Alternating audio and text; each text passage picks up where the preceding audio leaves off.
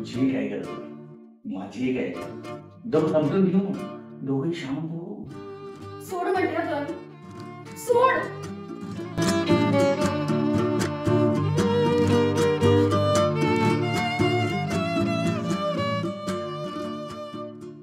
माधवी ठेवते बाजूला ठेव ना बाजूला ते ठेव ना. तुला शहाणपण आहे ना स्वतःचा कमी कर. हो काय हा इगो इगो इगोच तुला डुबवणार आहे. कमी करतो आणि जा जाऊन माझ्या आईची माफी माग. मी आणि तुमच्या आईची माफी मागू? आडलंय माझं थिएटर. तुझं तोला ना कधी कमी होणार नाही. तर ये माझी आई तिच्याशी अशा उद्धटपणे बोललीस तू. काय केलं हो मी? हा सांगा ना काय केलं? अरे जरा काय हातामध्ये मोबाईल घेतला की आधी लगेच म्हातारी कुरकुर करायला. तू दिवसभर शरीर बघत बसणार. तुला बोलणार नाही काय? ती पूजा करणार तुझी. बघा तुम्हाला जर इतकाच पुळका असेल ना तर जाऊन बसा त्या तेरडी जवळ. आई आहे माझी ती. शब्द जपून वापर. नाही वापरणार. काय करणार आहे? घाबरते का मी तुम्हाला? थेरडी बोले. बोलल्या शब्द जपून वापर. मी एकदा नाही 100दा बोले. थेरडी थेरडी थेरडी. कुठली? मला मारलं तुम्ही? हा मला मारलं? तुम्हाला काय वाटलं माझं लग्न झालं म्हणजे मला कुणीच नाहीये का? पण एक गोष्ट लक्षात ठेवा, आत्ताच्या आता मी माझ्या माहेरच्यांना फोन लावते आणि सगळं सांगते. तुला ना काही घडलं का आपलं माहेरी सांगायचं. काही घडलं का माहेरी सांगायचं. तुला माहेरच्यांचा जास्त फुलका आहे. घेऊन बसत्या माहेरच्यांना. मी नाही घाबरत. संसार म्हटला की भांड्याला भांड लागतंच. पण माधवीने नवऱ्यासोबत झालेलं भांडण 4 भिंतींमध्ये न ठेवता भावाला सासरी बोलावून घेतलं. काही बघ रडू नकोस. शांत येऊ दे भाऊजी. बोलतो ना तू शांत हो.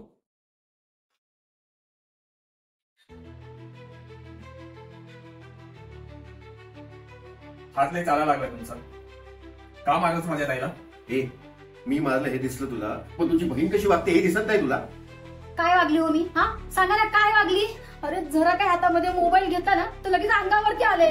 मी तुला त्याच्यामुळे नाही मारलं. तुला तुझ्या गुणांमुळे मारलं हे तुला चांगलं माहिती आहे. दाजी माझ्या समोर तुम्ही तिच्याशी असं वागताय तर माझ्या पाठीमागं कसं वागत असाल? संदीप पहिले आवाज खाली कर. हे माझं घर आहे. आणि एवढ्या तुझ्या बहिणीचा पुळक्याला घेऊन जा तिला. घेऊन जातो मी तिला. मला माझी बहीण जड झाली नाहीये. आयुष्यभर पोसण मी तिला. चल नाही. आणि नंतर नाक घासत आलात ना तरी सुद्धा येणार नाही. लक्षात ठेवा. चल रे दादा. चला. नुसता इगो भरला या बाईच्या डोक्यामध्ये. या इगोनेच ना संसाराची वाट लावली आहे. माधवी माहेरी गेल्यावरती राकेशला खूप दुःख झाले होते. पण माधवीने आईचा केलेला अपमान राकेशच्या मनात सलत होता.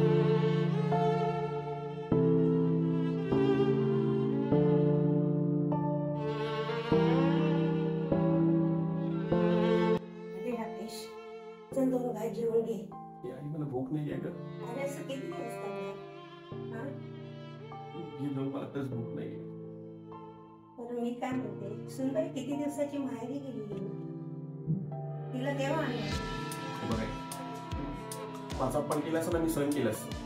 पण तिने तुझा अपमान केला. मी नाही जाणार तिला आणायला. तिने माझा अपमान केला मी सहन करून दे. पण तू तुला घेऊन ये. माझी शपथ आहे तुला. आईच्या सांगण्यावरून राकेशने माधवीला भेटायचं ठरवलं.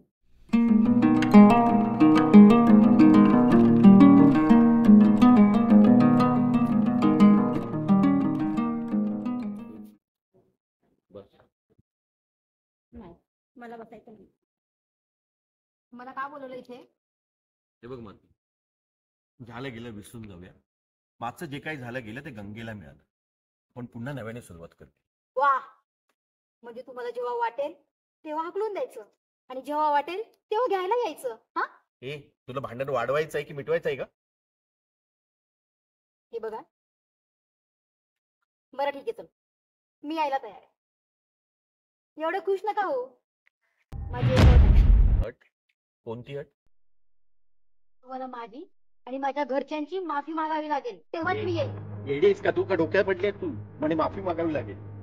मी का मागू माफी? मी नाही खरं तर तुला भेटायलाच यायला तयार झालो. पण आई बोलली जा तुला भेटून ये. आईसाठी मी इकडे आलो. पण नाही ना, कळतच नाही. तिथे जो पुढे ना काही तुला दिसतच नाही. नव्हतं यायचं ना, मी बोलवलं होतं. झालं ना, चुकी झाली, नाही ना आता. थांबलो मी. हा परत म्हणून जायचं नाही, घ्यायला सांगून ठेवते. अरे नाही ना, जातात पट.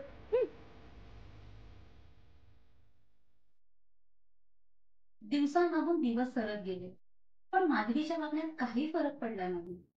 दरम्यान संदीपचं म्हणजे माधवीच्या भावाचं लग्नही झालं.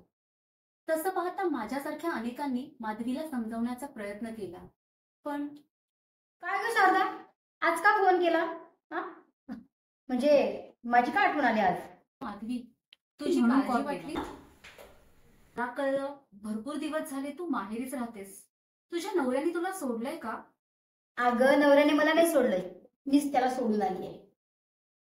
काय असेल ते लवकर क्लिअर कर. तुझं बाहेर काही लफडं आहे आणि ते नवऱ्याला कळलं म्हणून त्याने तुला सोडलंय असं लोक बोलतायत. त्याचं काय ना, लोकांना फक्त सगळ्याला विषय लागतो. त्यांना माहिती का नक्की काय झालंय ते? बरोबर आहे, लोकच ती, त्यांचं तोंड कोण धरणार? म्हणूनच बोलते, नवरा असेल तर बाईला इज्जत आहे. या वेडीचं ऐक, नवऱ्याकडे परत जा. हे बघ, मला जास्त शिकवू नकोस हा. मला माहिती मला काय करायचंय ते. फोन ठेव.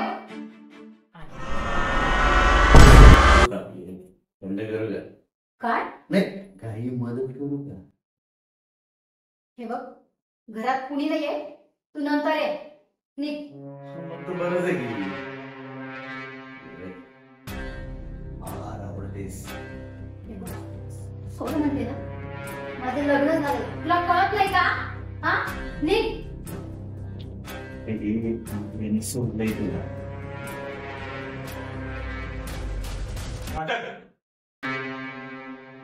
काय करतोस ते? तुझ्या बहिणीनेच बोलवतो तर आपले जुने संबंध आहेत म्हणून मी तुला जिवंत करतोय, नाहीतर जीव घेतला असता मी तुला इथेच. परत जर इथे दिसशील ना तर लक्षात ठेव. चल जाता हो. दादा, मी नव्हतं बोलवलं त्याला. तू आलाय.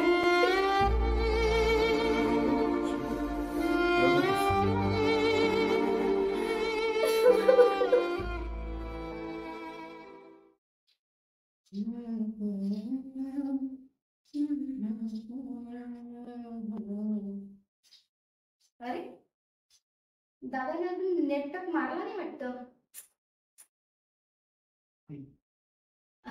अरे दादा, तू फोनचा रिचार्ज नाही केलास माझ्या.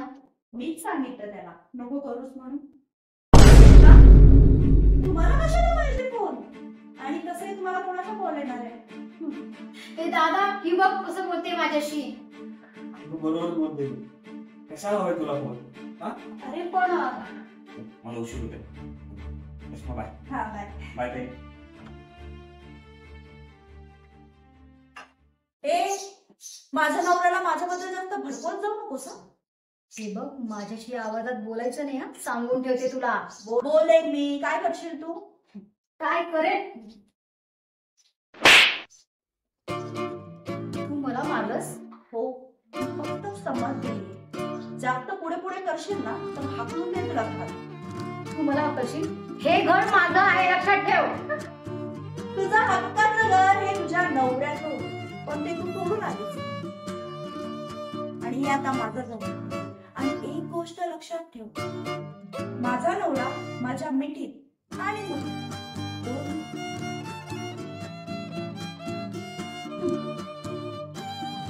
कुठे चाललीयस? माझ्या रूम मध्ये.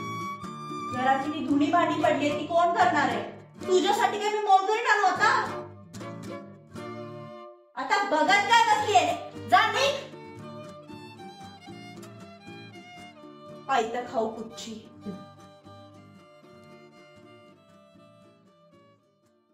बापरे, बाई बाई, किती भांडे पडलेत.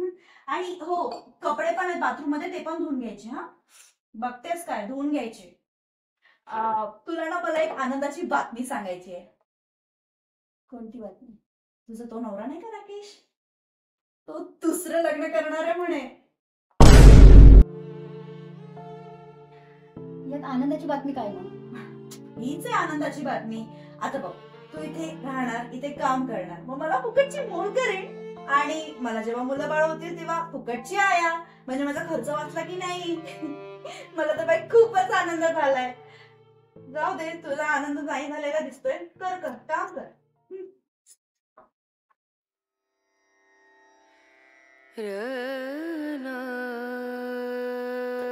तुम्हाला खूप मिस करते. मला नाही राहायचं नाही. मला माझ्या माझ्या घरी यायचंय. प्लीज मला घेऊन जा ना इथून. मला नाही राहायचं इथे.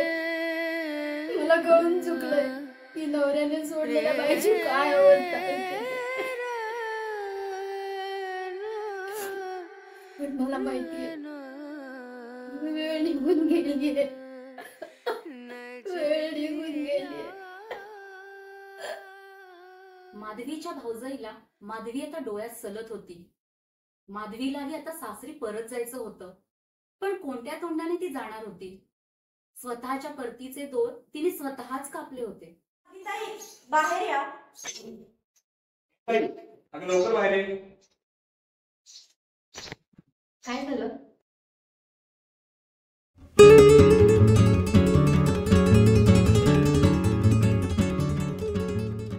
तुम्ही इथे का आलात?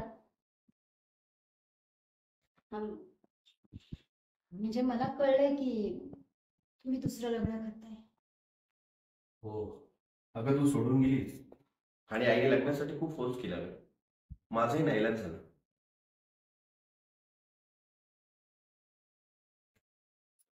पण म्हटलं एकदा शेवटचं तुला विचारूया. शेवटचं काय विचारायचं? हेच की तू नांदायला यायला तयार आहेस का?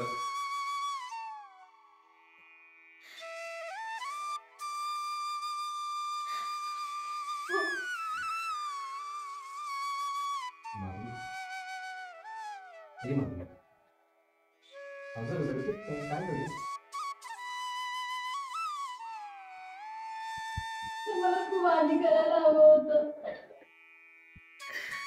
मला तुमची माफी मागायला हवी होती. मी खूप चुकली. मी खूप चुकली आहे. मला माफ करून द्या. मला माफ करून द्या. वेळा नाही. चल चल चल उठ. उठ उठ उठ. मग तू कळाली ना, माझ्यासाठी हेच खूप आहे. मला इथं अजिबात राहायचं नाही. मला माझ्या घरी घेऊन चल. चल आपल्या घरी जाऊया. संदीप भाऊ येतो बरं का? रेश्मा ताई येतो. तिला कशाला सांगताय? या बाईने मला खूप त्रास दिलाय. माझा खूप छळ केलाय. अगं असं काही नाही. असं काहीतरी गैरसमज झालाय. आज मी तुला घ्यायला आलोय ना, ते फक्त त्यांच्यामुळे. नाही कसं? होय ताई, त्यादिवशी राजन तुझ्यावरती अतिप्रसंग करण्याचा प्रयत्न केला. त्यावेळेस माझी चूक मला लक्षात आली. त्यावेळेला कळलं की नवऱ्याने सोडलेल्या बाईकडे लोक कशा पद्धतीने बघतात. तेव्हा असं वाटलं की तुला त्याच वेळेला साथी पाठवून तुला बोललो असं तर तू कितपत ऐकलं असतं ते माहित नाही. म्हणून सगळं काही नाटक केलं. तुम्हाला तुमची चूक कळावी म्हणून आम्ही हे नाटक केलं. हे सगळं नाटक होतं. तुला कळाली ना? हो बाबा, पण आता मी कधीच माहेरी येणार नाही. तू परत ये, पण अशी भांडण करून येऊ नकोस. हा अरे चला, ज्याचा शेवट गोड त्याचं सगळं घेऊ. नाही येणार भांडण करून.